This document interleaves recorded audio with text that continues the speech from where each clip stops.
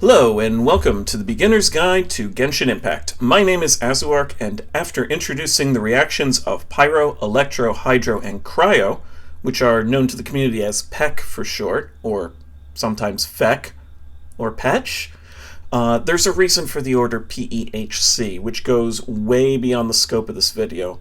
But now we're going to talk about the two elements that collectively treat the PEC elements all the same, Anemo and Geo. There is one other very interesting thing to note about Anemo and Geo beyond this, though, and that is that they cannot be the aura for a reaction.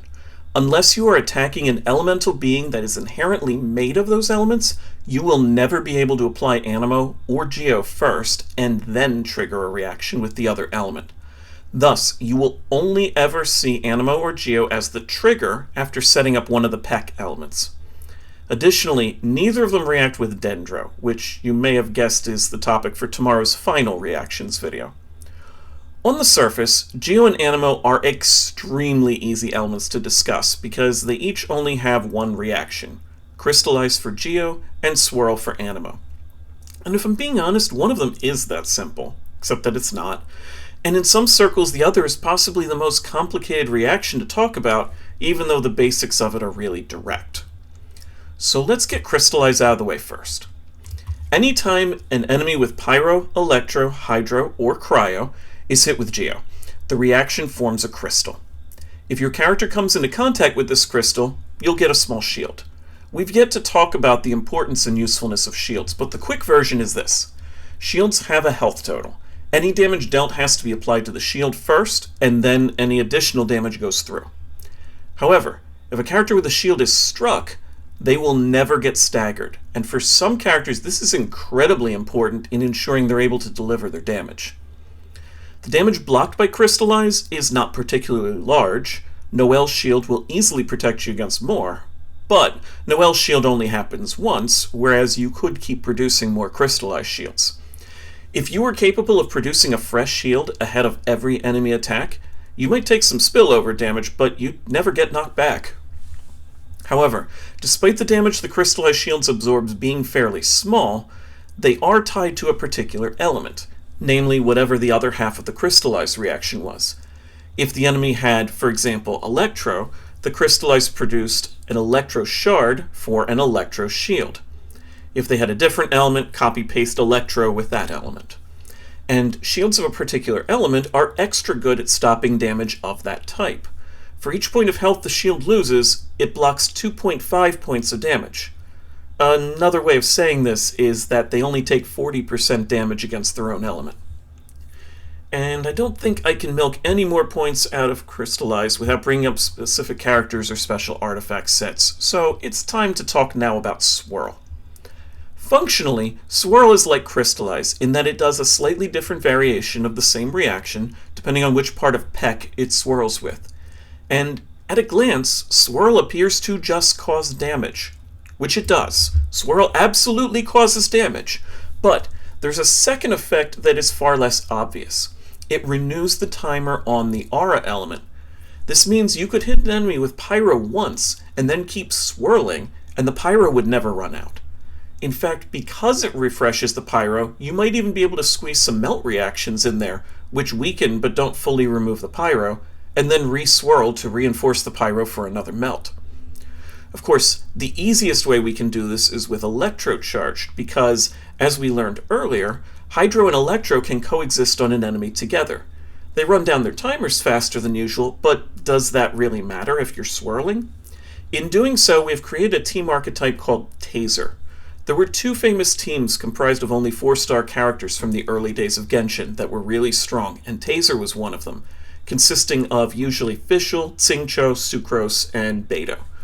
There's nothing magical about these specific characters, so long as you have teammates who can keep applying Electro, Hydro, and Anemo, but the classic version used Fischl and Beidou for Electro, Xingqiu for Hydro, and then Sucrose would, oddly enough, serve as the on-field character and keep swirling with her catalyst attacks.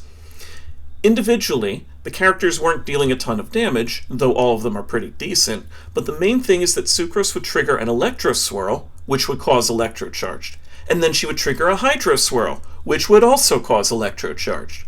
Oh, and did I mention that Swirl has a small area effect, and Anemo characters are often good at grouping? So now you have a couple enemies clumped together, all zapping each other constantly. A single Swirl or electrocharge reaction might not deal a whole lot of damage, but dozens of them will sure add up. And on top of that, Sucrose is not dealing much damage on her own. Everything she's bringing to the team comes in the form of reactions.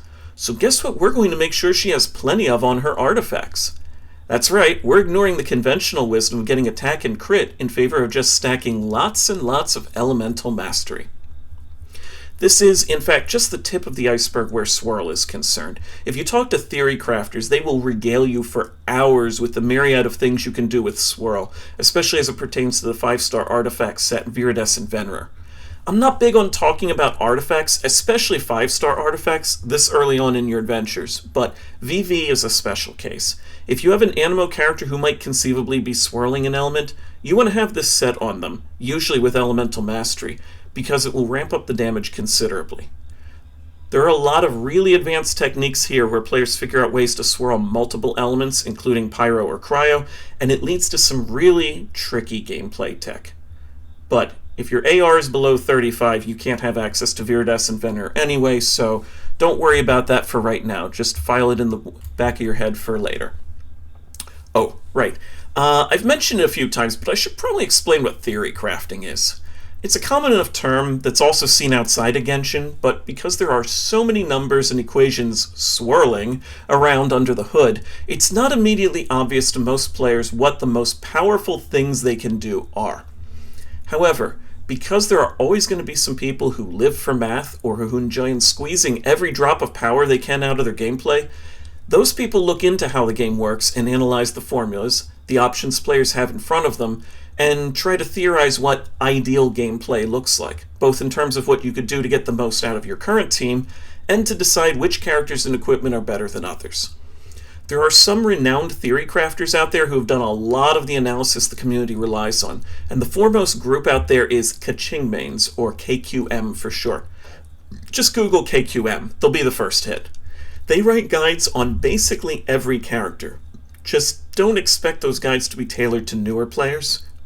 Theory crafters don't have to, but they usually cater to endgame elite players at least a bit, and so their analysis usually assumes you have a certain level of understanding of the game.